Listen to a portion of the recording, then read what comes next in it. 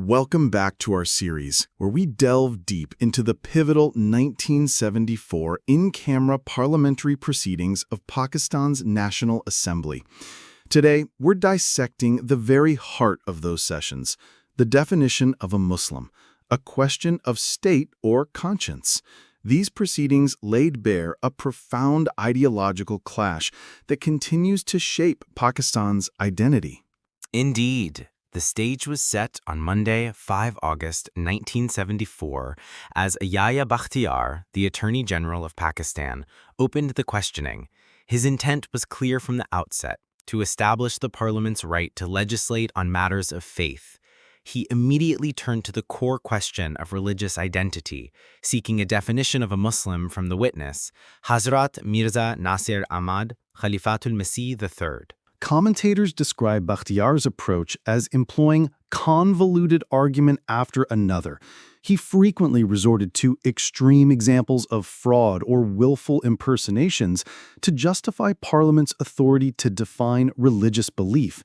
This wasn't a neutral inquiry. It felt more like an aggressive attempt to corner the witness. The narrative strongly suggests that Bakhtiar was only playing out a script under the strict instructions of Bhutto and the religious clerics who were members of the questioning committee. He relentlessly pushed for yes or no answers, repeatedly reminding Mirza Nasir Ahmad not to be evasive or read from prepared statements. This intense pressure hinted at a predetermined outcome, not an open dialogue. There was even a palpable paranoia in the room, with implications that the questioning committee might be leaking questions to the delegation in advance. This set up a profound clash. On one side, the state, through its Attorney General, claimed the authority to define religious identity. On the other, Mirza Nasir Ahmad vehemently championed individual conscience and religious freedom. He argued that if a person declares himself a Muslim, this declaration should not be interfered with. He even invoked the UN Charter, stating it grants individuals the, quote, right to declare himself as a Muslim, and nobody else is allowed to question that declaration, end quote. For him, declaration is the final word in such matters. This was a direct challenge to the state's implicit claim of judicial or legislative authority over religious identity, transforming a matter of personal belief into a legal and political battleground. A central point Bakhtiar relentlessly pursued was whether Ahmadis considered non-Ahmadis to be kafir, or infidels. This was a highly sensitive question, designed to provoke and highlight what was perceived as an exclusivist stance by the Ahmadiyya community. Mirza Nasir Ahmad consistently responded, "We do not call them kafir." He clarified that Ahmadis view anyone who confesses to be a Muslim as a Muslim, though there might be differences in the rank of belief, elaborating on concepts like dun al-iman and fawq al-iman. Bakhtiar himself, however, seemed to have a poor grasp of the matters of faith and spirituality, viewing religious labels almost like copyrights rather than nuanced theological concepts. This fundamental misunderstanding shaped much of the cross-examination. Adding to the intellectual sparring, on the second day, August 6th, Mirza Nasir Ahmad presented numerous historical examples of fatwa, religious edicts of heresy, issued by various mainstream Muslim sects against each other. His point was sharp. If Parliament were to define a Muslim, it would descend to the level of a takfiri mullah, especially since even the groups advocating for the Second Amendment frequently declared each other kafir. But Bakhtiar simply dismissed these historical examples as mere individual opinions of one sect against another, while claiming that all Muslim sects were unanimous in declaring Ahmadis as non-Muslims. This was a deliberate attempt to manufacture a false sense of consensus, conveniently ignoring the rich history of intra-Muslim theological disputes.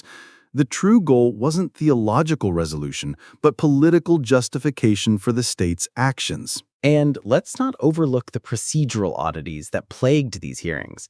The proceedings were held in camera. Bakhtiar himself justified this as necessary to avoid provocation of the masses. Yet the sources also allege he said that if the proceedings were published, it would, quote, go against the Ahmadis. This points to a calculated strategy to control the narrative and suppress any information favorable to the Ahmadiyya community. The lack of transparency is truly disturbing. The record, spanning over 3,000 pages, remained classified for decades. It was only declassified in 2012 after persistent legal action by an Ahmadi who wrote several letters and funded the legal challenge himself. Even then, crucial evidence submitted by the Ahmadiyya delegation, like the Mahzarnama, is absent from the official records. Many Arabic references presented by either side were omitted. Furthermore, the audio tapes that should have accompanied the documents were allegedly destroyed in a fire. There are even instances where the Speaker of the House asked reporters to leave, leaving unknown what was discussed in their absence. This lack of completeness, coupled with the Attorney General's alleged post-proceedings practice of repeating accusations without acknowledging the Ahmadiyya responses, paints a picture of a process heavily skewed against the delegation. It really underscores the idea of a war of two narratives. The state, under immense pressure from religious groups following the Rabwah incident, weaponized the issue of religious identity. The Samdani Commission, formed to investigate the Rabwah incident, ultimately recommended a parliamentary hearing on the Ahmadiyya community status, effectively transforming a law and order issue into a constitutional and theological one.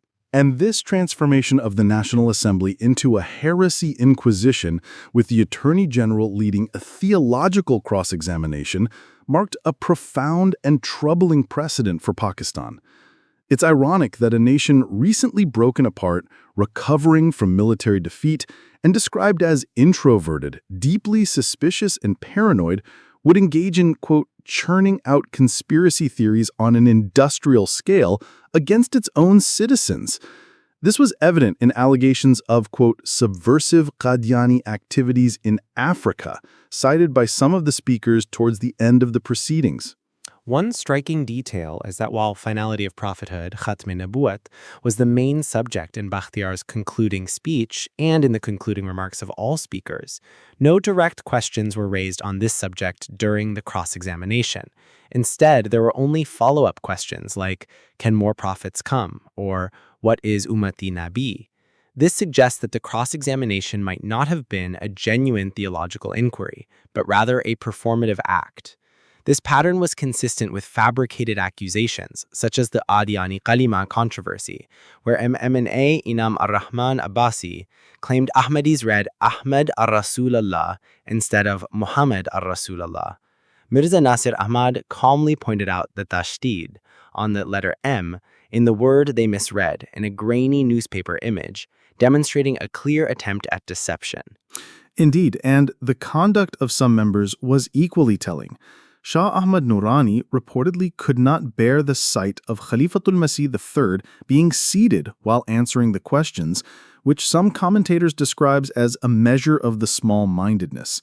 The, quote, lies, ignorance, and hatred of the honorable members were so prevalent that one source suggests that if the Ahmadiyya witness statements were removed, the members could be imagined as a bunch of schizophrenics, believing in every wild theory they were presenting. The members themselves frequently remarked that the record of these proceedings was to become history, not only for Pakistan, but for the entire Muslim Ummah.